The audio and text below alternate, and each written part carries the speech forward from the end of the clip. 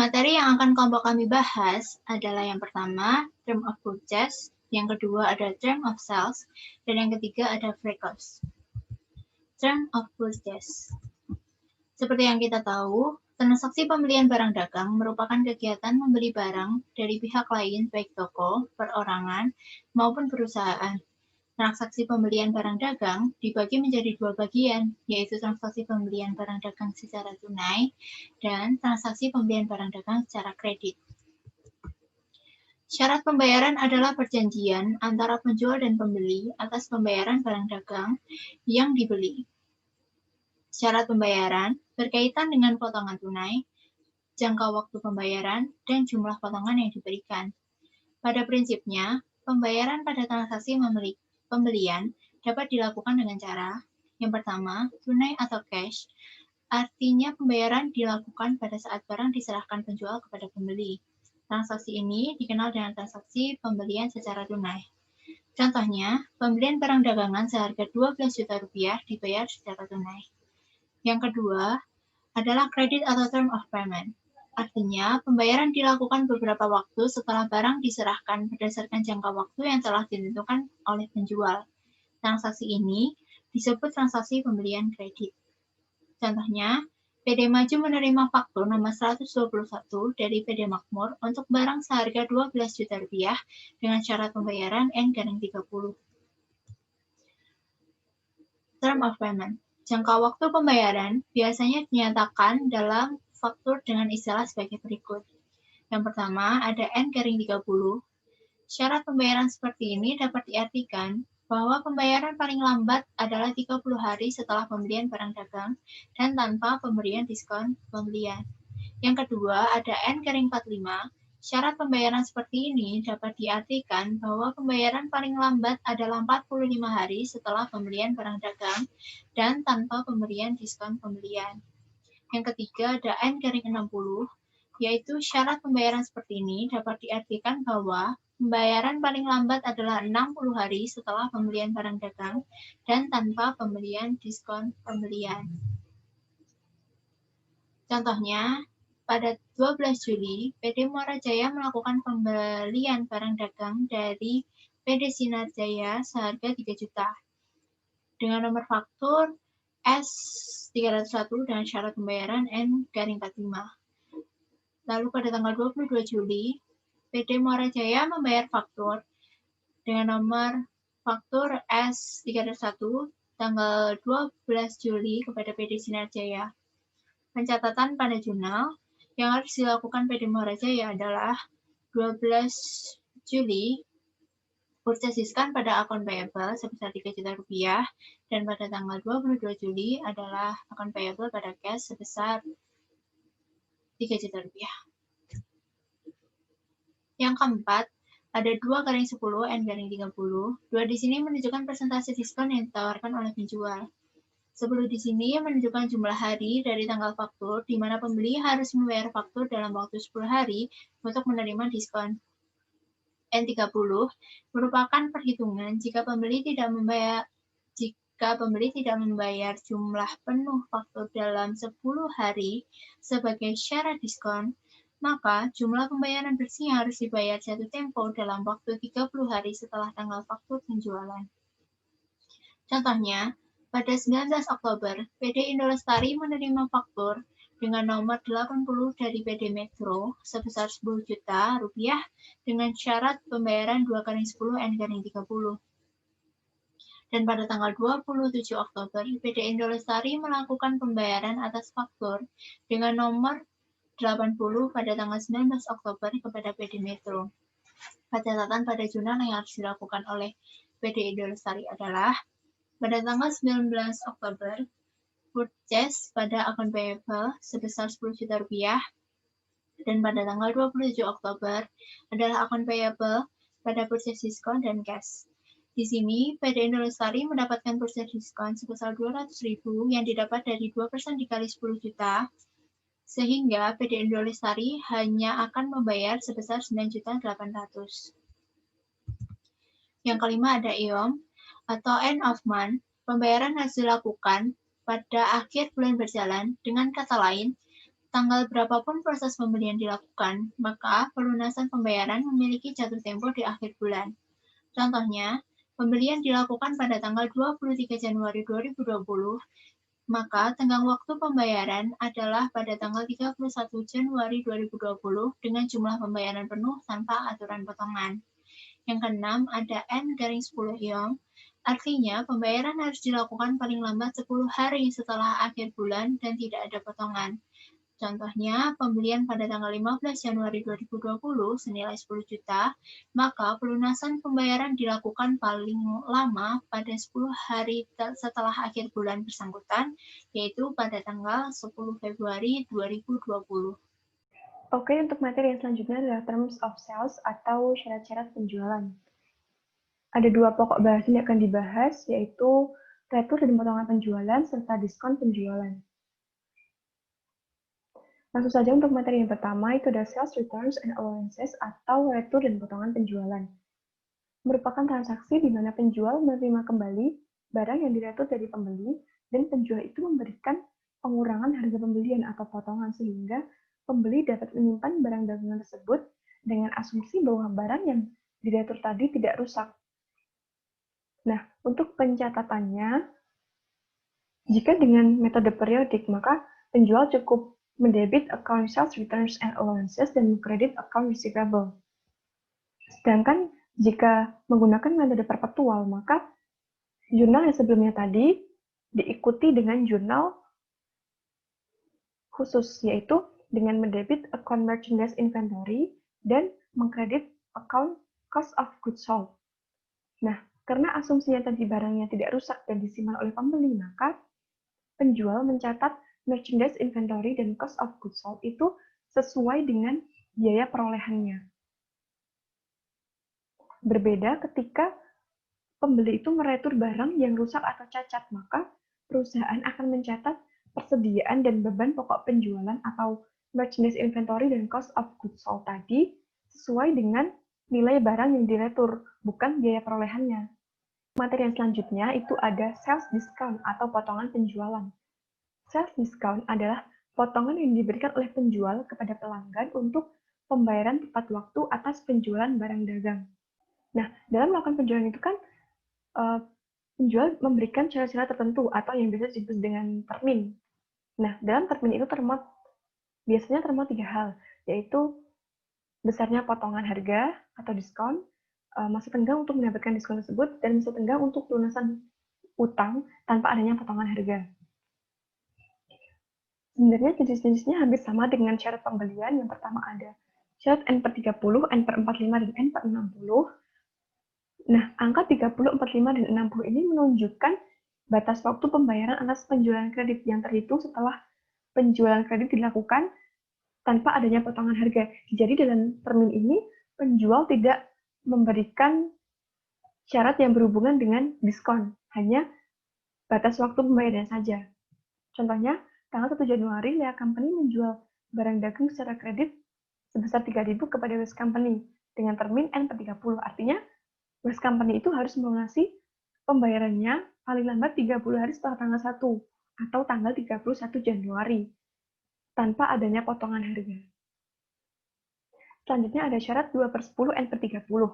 N/30 masih sama seperti sebelumnya, yaitu batas waktu pelunasan hutang dari pembeli, dan syarat 2/10 ini menunjukkan potongan harga yang diberikan oleh penjual ketika pembeli bisa melunasi hutangnya dalam jangka waktu tertentu. Dua ini menunjukkan besarnya diskon atau potongan sebesar 2% yang akan didapat pembeli ketika pembeli itu bisa melunasi hutangnya dalam jangka waktu 10 hari setelah transaksi itu dilakukan. Jadi angka 10 di sini menunjukkan tenggang waktu untuk mendapatkan diskon. Contohnya, pada tanggal 1 November, perusahaan menjual barang dagang secara kredit sebesar 5.000 kepada Link Company dengan nomor faktur 1026 dan termin 2/10 N/30. Artinya, jika Link Company bisa melunasi hutangnya dalam waktu 10 hari setelah tanggal 1 November, artinya dalam jangka waktu 2 hingga 12 November, maka penjual atau perusahaan itu akan memberikan potongan sebesar 2% dari 5.000. atau sebesar 100. Tetapi ketika lewat dari 10 hari itu, maka penjual tidak akan memberikan potongan harga. Nah, yang perlu dicatat pada transaksi ini adalah ketika link company itu melunasi hutangnya dalam jangka waktu 10 hari setelah transaksi, apakah sebelumnya link company itu meretur barang kepada penjual. Apabila link company itu meretur, maka jumlah pembelian 5.000 ini harus dikurangi dulu dengan retur penjualannya, baru dikalikan dengan 2% untuk mengetahui sales discount yang diberikan oleh penjual. Nah, untuk pencatatannya, yang sebelah kiri itu untuk periode diskon, yang sebelah kanan itu bukan pada periode diskon. Lalu syarat yang selanjutnya ada 2/10, 1/15, N/30. 2/10 dan N/30 masih sama seperti yang sebelumnya, tapi ada penambahan 1/15. Artinya apa? Artinya jika pembeli itu bisa melunasi hutangnya dalam jangka waktu melewati 10 hari, tetapi masih dalam jangka waktu 15 hari setelah transaksi itu. Jadi masih ada waktu ya, dari 10 sampai 15 hari. Itu dia akan penjual akan memberikan potongan sebesar 1%. Lalu termin selanjutnya itu ada IOM atau end of month. Artinya pembayaran itu paling lambat dilakukan pada akhir bulan atau pada bulan transaksi itu terjadi. Misalnya, perusahaan menjual barang secara kredit pada tanggal 10 Maret 2019, maka pembeli harus melunasi pembayarannya itu paling lambat pada 31 Maret 2019 atau pada tanggal akhir bulan Maret. Seperti itu. Lalu untuk syarat yang selanjutnya ada N/15, end of month. End of month masih sama seperti yang sebelumnya, pada tanggal akhir bulan, tapi yang berbeda adalah N/15. Artinya, pembeli itu harus melunasi hutangnya paling lambat 15 hari setelah tanggal akhir bulan, tanpa adanya potongan harga. Contohnya, pada tanggal 15 Januari 2015, perusahaan menjual barang dagang secara kredit sebesar 2.000 dengan nomor faktur 1.400 dengan termin N/15 IOM. Artinya, pembeli harus melunasi hutangnya paling lambat 15 hari setelah tanggal akhir bulan Januari 2015 atau pada tanggal 15 Februari 2015 tanpa adanya potongan atau diskon. Selanjutnya ada termin 2/10 IOM. IOM masih sama, tetapi ketika pembeli itu bisa melunasi hutangnya dalam jangka waktu 10 hari setelah pembelian atau transaksi, maka penjual akan memberikan diskon sebesar 2%. Mungkin itu saja dari terms of sales, dilanjutkan oleh materi selanjutnya.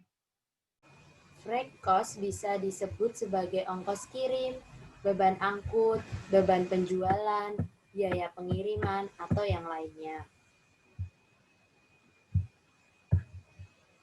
Freight cost, syarat penjualan harus menunjukkan saat kepemilikan barang diserahkan kepada pembeli.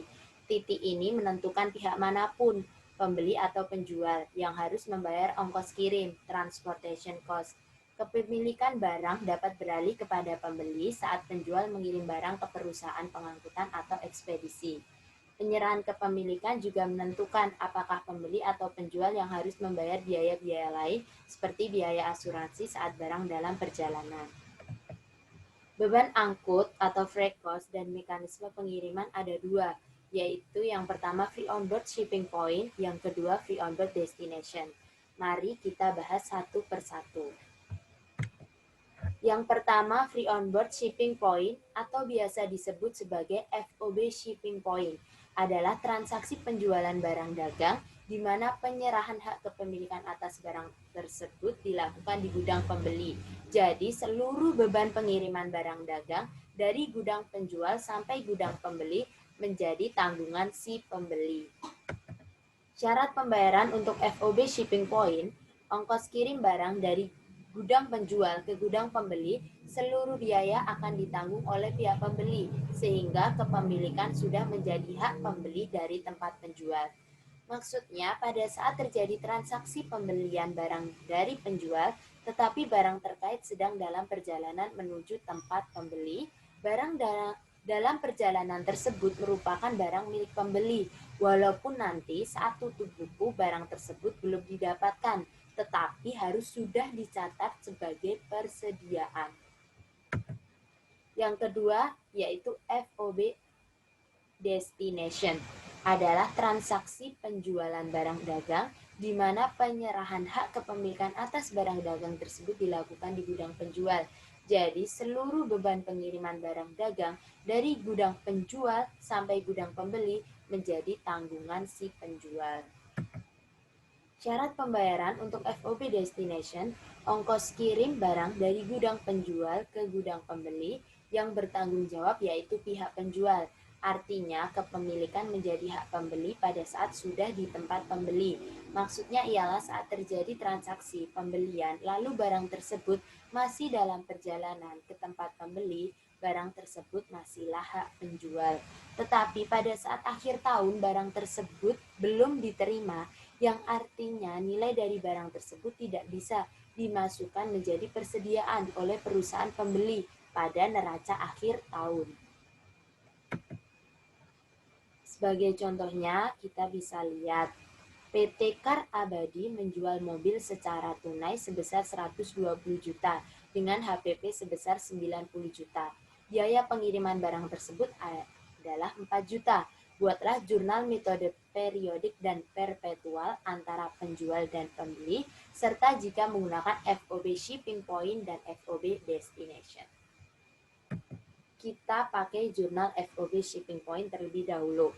Metode pencatatannya ada dua, yaitu periodik dan perpetual.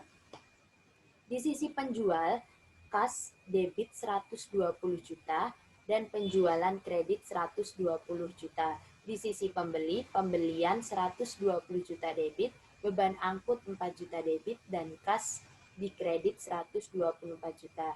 Di sini kita sudah lihat beban angkut ditanggung oleh pembeli. Dan berikutnya, metode pencatatan perpetual. Kas terhadap penjualan 120 juta, dan kita ada HPP-nya 90 juta di debit dan persediaannya 90 juta di kredit. Dari sisi penjual, untuk ini dari sisi pembeli persediaannya 124 juta debit, kas 124 juta kredit. Beban angkut menjadi tanggungan si pembeli. Untuk metode periodik itu dicatat dengan beban angkut. Sedangkan untuk metode perpetual langsung dimasukkan ke persediaan barang dagang. Jadi beban angkutnya menambahkan jumlah dari persediaan barang dagangnya. Jadi kesimpulannya, untuk FOB shipping point itu pembeli menanggung biaya angkut atau beban angkutnya. Selanjutnya, jurnal FOB destination. Metode pencatatannya ada dua juga, yaitu metode periodik dan perpetual. Dari sisi penjual, kas debit 120 juta dan penjualan kredit 120 juta. Beban angkutnya 4 juta dan kas 4 juta. Sini kita lihat bahwa beban angkut ditanggung oleh penjual. Terus dari sisi pembeli, pembelian 120 juta dan kas 120 juta. Metode pencatatan perpetual. Kas terhadap penjualan 120 juta, ada HPP-nya 90 juta dan persediaan 90 juta. Beban angkut terhadap kas 4 juta. Dan dari sisi pembelinya persediaan 120 juta dan kas 120 juta di kredit. Baik periodik maupun perpetual, jurnalnya sama, yaitu mencatatkan biaya angkut penjualan. Kenapa? Karena bagi penjual, biaya angkut diakui sebagai biaya operasi. Makanya tetap dicatat akun biaya angkut penjualan. Ini dia di sini. Jadi kesimpulannya untuk FOB destination ini, biaya angkut atau beban angkutnya ditanggung oleh penjual dan yang tadi itu ditanggung oleh pembeli. Itu dia penjelasan dari freight cost